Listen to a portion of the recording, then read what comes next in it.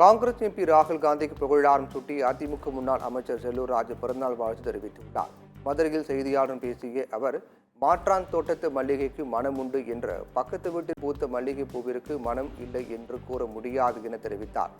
காங்கிரஸை கட்டிக்காக்க வேண்டும் என்ற எண்ணத்தில் இருக்கும் ராகுல் காந்திக்கு பிறந்தநாள் வாழ்த்துக்கள் என்று செல்லூர் ராஜு தெரிவித்தார்.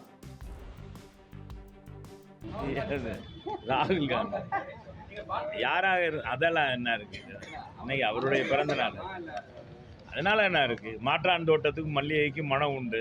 ஆக மாற்றான் தோட்டத்தில் பக்கத்து எதிரி இதில் தோட்டத்தில் மல்லிகை பூ பூத்துருக்குன்னா உடனே அது மாசம் இல்லைன்னு சொல்ல முடியுமா? என்னங்கப்பா சொல்ல முடியுமா? என்ன வெற்றி சொல்ல முடியுமா? சொல்ல முடியாது. அதனால் அவருடைய முயற்சி, அவருடைய இது விடாமுயற்சி காங்கிரஸை கட்டிக்காக்கணும்னு நினைக்கிறார். அவருக்கு இந்த பிறந்த நாள் வாழ்த்துக்களை நான் ராகுல் காந்தி யாராக அதெல்லாம் என்ன